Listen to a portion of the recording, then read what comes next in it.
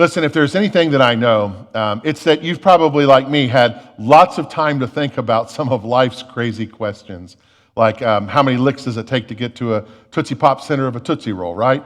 Or why is it that when you follow the directions on the Orville Redenbacher movie-ready buttered popcorn, that there's still seeds that don't pop? I mean, no, but seriously, life's questions, those deep, deep, deep questions. You've thought about them. I've thought about them.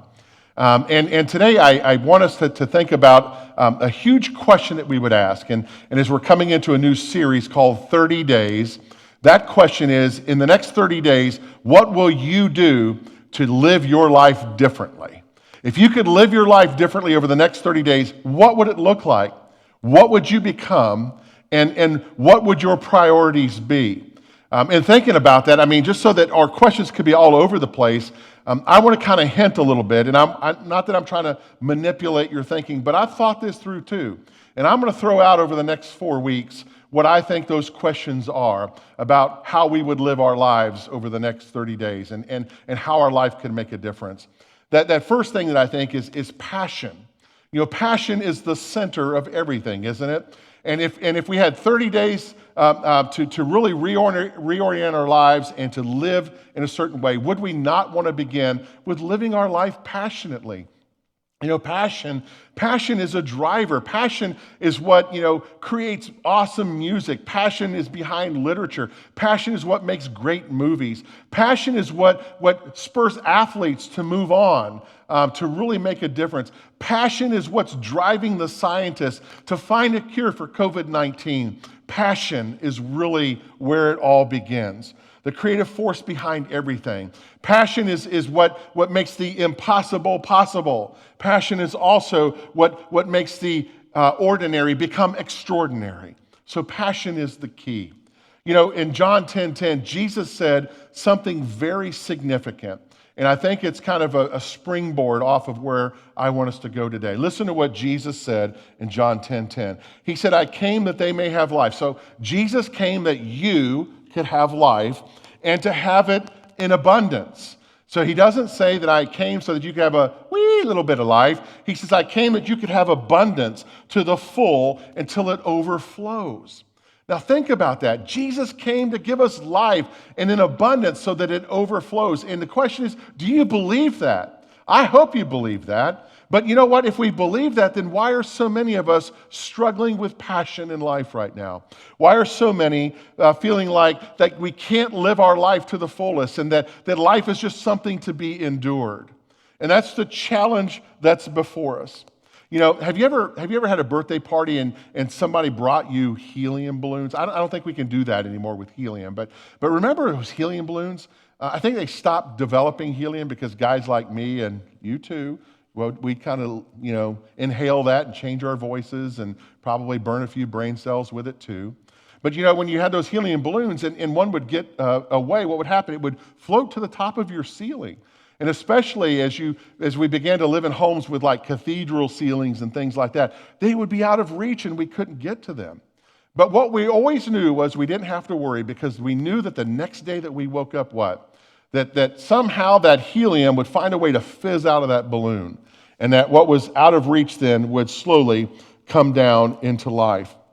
That's a parable for life, isn't it? That we find ourselves on these great highs, but then something comes and oozes out the passion from us. In fact, as I talk with people, I find that there are many people who die before they actually die. And they're struggling because that the passion just isn't there. Jesus said, I've come to bring abundance. And if we really believe that, then we've got to understand that God's design for our life is to have abundance, it's to have life, it's to have passion. And God means that with the greatest level of generosity that comes from his heart. Well, what happens and why is it that we lose passion? And I want to give you a couple of things to think about of what I think are passion killers. These are things that we can find in the scriptures. So I always want to make sure that it's not just my thought, but that we tie it back to what God's word says. And the first passion killer is what I call an emotional passion killer.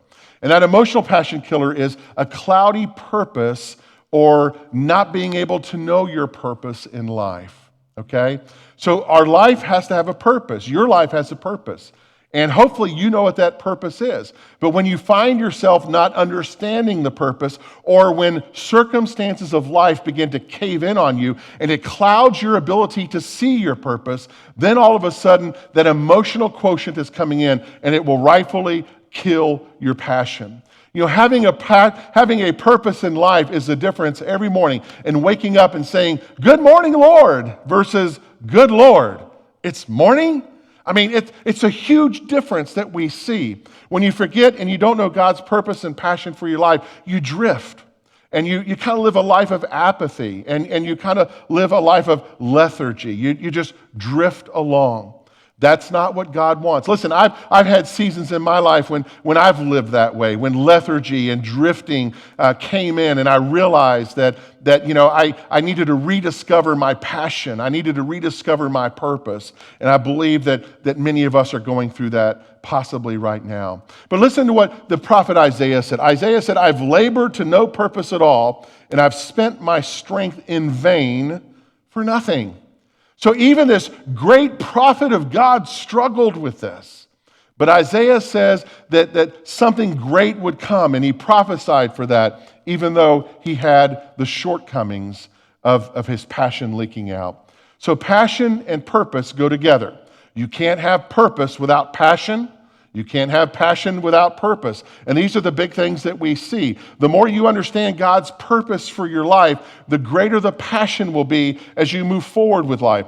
It's something that you'd rather be doing than anything else, because when you know your passion, you're lit up and you're excited about it and your purpose. And no matter what's going to happen, you're going to pursue it no matter what. In fact, when your passion and purpose are in the same vein, you're willing to pursue that even more than money. You're willing to pursue that more than anything else. Why? Because it's valuable and it makes sense for your future.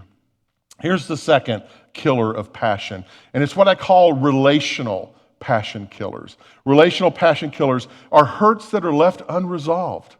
Listen, I'd be willing to bet that most of us, or if not all of us, could say that at some point in our life, we've had a hurt that we've never resolved. And it just kind of itches at you and itches at you. It kind of like chafes away. It's like a scab that won't heal because we keep picking at it. And it's a hurt that won't go. I mean, if you've ever experienced a morning when you woke up and you said, "Today is going to be a great day," and then all of a sudden, let's say you're married, and all of a sudden you're going out of your house and you say something to your spouse that isn't a good thing. You know what I'm talking about? And he or she looks at you and they fire right back, and immediately there's conflict that's in the house. You can't begin your day on an emotional high and on a passionate high if your emotional quotient is low. And what we see from that is the challenges that comes. It's like the sound of a tire that goes flat. If you've ever been driving down a highway and you hear that explosion, boom! That's what happens in our emotional pieces when we don't have it all together. Some of us, we're in constant struggles with others. We are in constant conflict with our loved ones. We're in constant conflict with our workforce. We're in constant conflict with our friends. We're in constant conflict with our neighbors, our teachers. It goes on and it goes on and on and on. And let me tell you, as long as you're staying with that unresolved conflict emotionally, you're never going to get to your passion. So we have to learn to let that go. Jesus said in Matthew, he said, "Love God with everything that there is about you." And then he kind of puts this twist on it. He says, "And love your neighbor as yourself."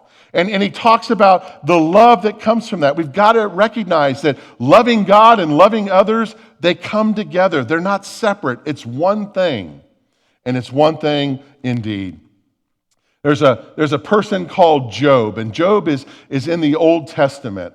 He's in the Old Testament scriptures, and Job is part of the wisdom literature that we see of the scriptures. And Job is an individual who had everything together in life, and all of a sudden, everything is taken away. He loses his wealth, he loses his house, he loses his children, they're killed. He's left with his wife, and he's left with some friends that are constantly nagging on him. And listen to something that Job said. Job said, "Resentment destroys the fool, and jealousy kills the simple."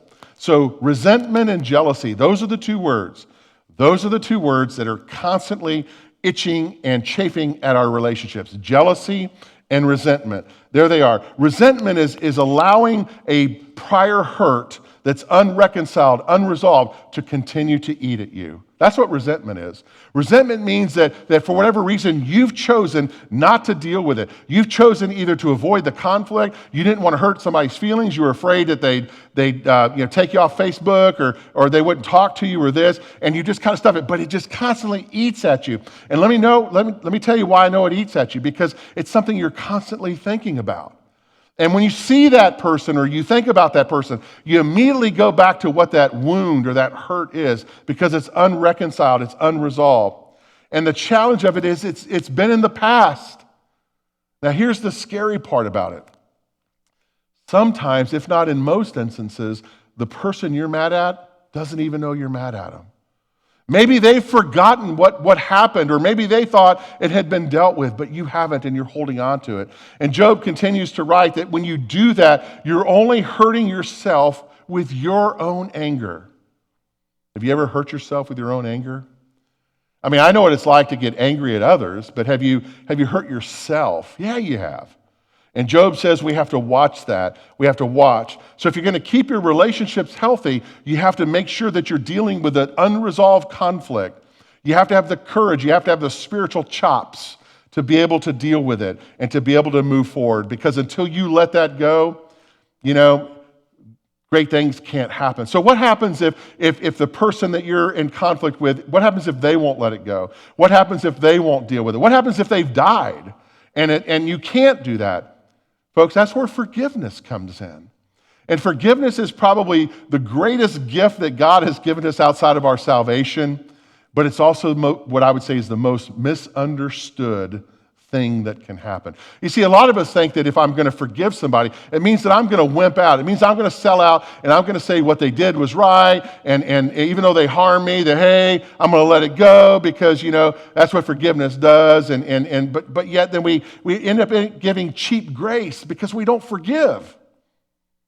But forgiveness isn't that at all.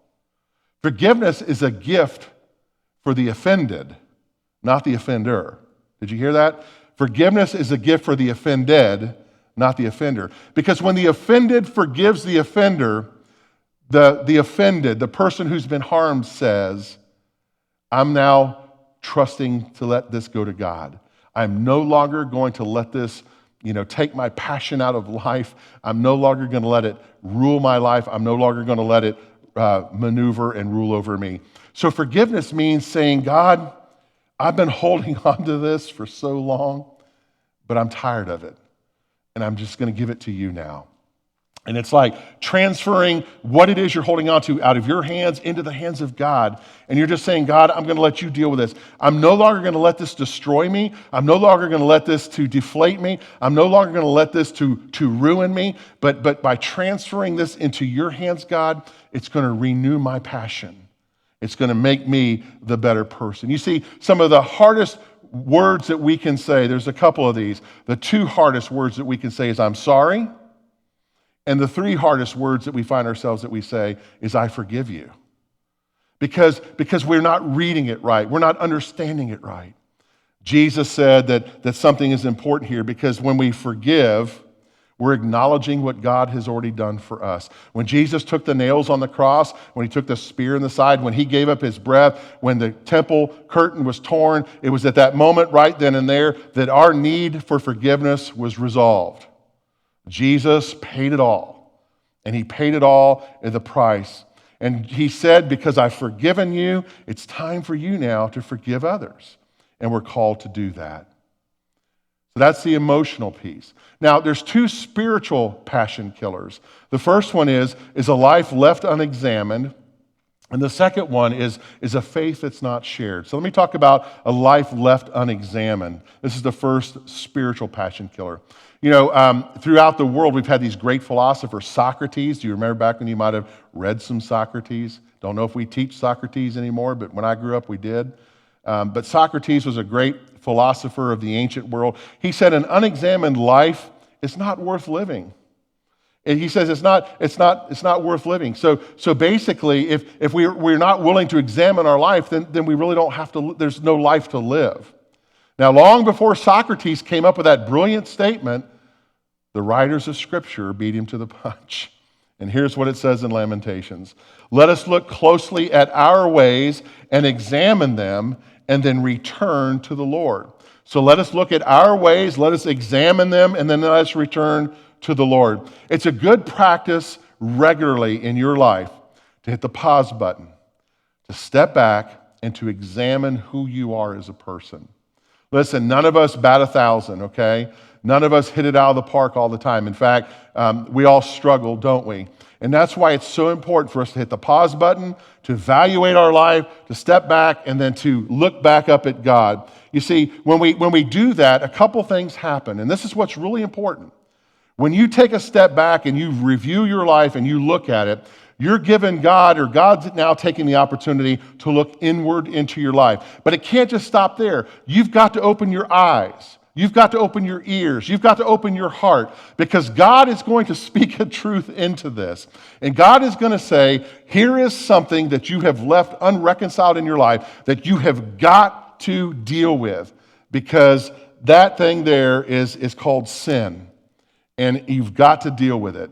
And that's where we've got to really look closely at these things. And we've got to confess it when God points it out. And we've got to say to God, listen, this is not the life that you want me to live. This is not in relationship with you. It's not in relationship to others. And I confess it. And what do the scriptures say? The scriptures say when we do that, that God forgives us and God moves us into a life of greater importance. The psalmist writes in 38, my guilt has overwhelmed me like a burden too heavy to bear. Have you ever felt guilty like that you just like felt weighed down? You felt like your life was just being smothered. He says, I bowed down and you brought me low. Passion and guilt cannot co-live. They cannot coexist with each other. You cannot be passionate and be guilty of anything. They just can't happen. So you've got to get rid of the guilt. You've got to go and you've got to repent. And Jesus said that if you confess your sins, if you come to me honestly, I'll forgive that. I'll forgive you. And not only will I forgive you, but I will make you a new creation. It's almost like scrubbing us from the inside out. Isn't that a beautiful thing? So I don't know about you, but I can tell you that I have to force myself to do this. I get too busy with stupid stuff. And I forget that even I, a pastor of the church, but more importantly, a child of God, that I've got to hit the pause button in my own life. And I've got to look at all of the warts and all of the scars and all of the crap that's in my life. I'm sorry I said crap. All the stuff in my life. And I've got to look at that. And I've got to see where I'm falling short. And I've got to give that back to God. And that's how life will change. Here's the second one on the spiritual side. A faith that is not shared. A faith that is not shared. An unexpressed faith will cause you to lose vitality. If all you're doing is living your life for yourself, you will lose vitality. If it's all about you, you will have short-lived passion. It will not be long-term passion. It won't have any longevity. Paul writes to the church in Ephesus, he says, let our lives lovingly express truth in all things, that we speak truly, that we deal with it truly, and that we live truly. Paul says that you were made to express truth. You were made to express faith. Now, did you know that God has a message about your life, that there's something in your life that God has given you a message, and God has put that message in you, and God has said that I've created you to be my special messenger with your special, unique message. It's kind of like a puzzle with a lot of pieces. Patty does a lot of puzzles, like thousands of pieces, and unless the dog eats one, then it can't be finished. But the whole point, though, is that all of us have a story. All of us have a perspective, and God uses that for the tapestry of his plan for the world. So that unique message can only be shared because of you, and only you can share it. I can't share your story. You can't share mine. We have to share our own story, but we also have to express it. But something stops us from doing that. First, the world gets cheated when we don't do it. When you don't tell your story, then the world gets cheated. Let me tell you why. There's somebody right now that you know or doesn't know you, but will see you in the next couple of days or weeks, and they'll wonder if their life could be any different, but that your life looks to be so perfect. And they see problem after problem after problem in their own life. And if you're not willing to let them know the truth about your life, if you're not willing to say, I struggle, friend, with the same things that you are, but let me tell you what God has done in my life to make a difference, that person will never make a decision for Jesus because they will think that the battle is far lost. But when you share your story, when you tell them about your warts, when you tell them about your problems, when you tell them about your shortcomings, they will see the truth. The second thing is the reason that you need to tell your story is so that you don't lose your passion. I meet a lot of people, and I'm sure you do too. And the thing that I see that's very consistent in all these things is that the person who is not the taker in life, but the person who takes but then gives back, and I'm not talking about money, but takes and then gives back into life, that's the person who lives a passionate life. Let me give you an example. In Israel, in the northern part, there's a sea called the Sea of Galilee. It's living. Jesus did most of his ministry around that. He walked on water, all those things that we know in the scriptures that say that. It's a living body of water. It's still fished in today. Why is it living? Because it has multiple tributaries that pour into it, that come out of Lebanon and other regions that keep the water moving and life is regenerated. And the Jordan River is one of the great rivers that comes out of the Sea of Galilee. But the Jordan River travels south to the second sea that I want to talk about, and that's the Dead Sea. So you have the Sea of Galilee full of life in the north, and you've got the Dead Sea in the south. It's just what it says. It's dead. It's briny. It's filled with chemicals. If you get in it, you'll float, and when you get out of it, you've got like crusts and scales all over you that you have to scrape off. Why is that? Because all it does is take. It just takes all the water that comes in, and it does not allow any water to leave. It doesn't give back anywhere. So it's dead. It has no passion. And that's what we see here. It stinks, it's dead. But it's a parallel for life. If we want to be alive and filled with passion, we have a choice. Do we want to be a Sea of Galilee person full of life and energy because we take in and give, or do we want to be a Dead Sea soul where all we do is take and nothing comes out of that? The psalmist writes, each day tell someone that God saves. That's our mission. Every day, tell somebody that God saves. Why were you created? It was to be the facilitator of that message. And that's it. Tell somebody about God. The most joyful people I know are the ones that tell people about Jesus. They're the people that say, this is what God has done in my life. This is how, when I met Jesus, my life has changed. That's why they're passionate, because they're taking in what God gives them and they're giving back what God has given them to others, and they're changing the world. Peter writes that you are God's instruments to do his work and to speak out for him and to tell others the night and day difference that he made for you. Let me tell you, you don't have to be a theologian. You don't have to be a Bible expert to be able to do that. All you have to do is say to somebody, this is how Jesus changed my life. And how I know it's Jesus is because I couldn't have done it myself. And because he's changed my life, this is how I'm different. God is looking for people. He's looking for you and me to do that. He's looking for straw bearers. You know, and what I mean by that is he wants us to be a straw. God says, I'm looking for people that will be the funnel that will take my message into the world. So let me ask you as we finish here today, let me ask you two really important questions. Two questions. Here they are. The first is, how long has it been since you've talked with anybody about Jesus Christ? How long has it been since you've talked to anybody about Jesus? And the second question I want us to think through this week is, how long has it been since you told anybody what God has done in your life? Have you talked to anybody about Jesus, and have you told them what God has done in your life? Have you ever done that? Have you ever expressed yourself? Have you ever been willing to go out on a limb? You know, people aren't going to come to you, folks. We've got to go to them, and that's what Jesus did. So how are we going to live life like no other over the next 30 days? How are we going to begin to do that? We're going to begin today by living passionately. We've talked about how to do that. And even if you don't feel like it, I want you to reach for it. The Apostle Paul, he was great about sports kind of analogies. That's why Paul is a guy's guy, I think. And Paul said that we need to think about reaching to make changes in our life, even to live passionately. It's like a sporting event. He says that we've got to work hard and we've got to compete for it and we've got to move forward and train, but more importantly, execute in our ability to do that. Here's what he says. You know that many runners take part in a race, but only a few of them wins the prize. Listen to this. Run then in such a way as to win the prize. Notice he doesn't say run so that you finish first. He says run however you're going to run, but you have to run. Whether it's a slow run or a sprint, he doesn't mention it. He just says run so that you are going to, as if you're going to win the prize. Every athlete in training submits to strict discipline in order to be crowned with a wreath that will not last. But we do it for one that will last forever. He's talking about our salvation.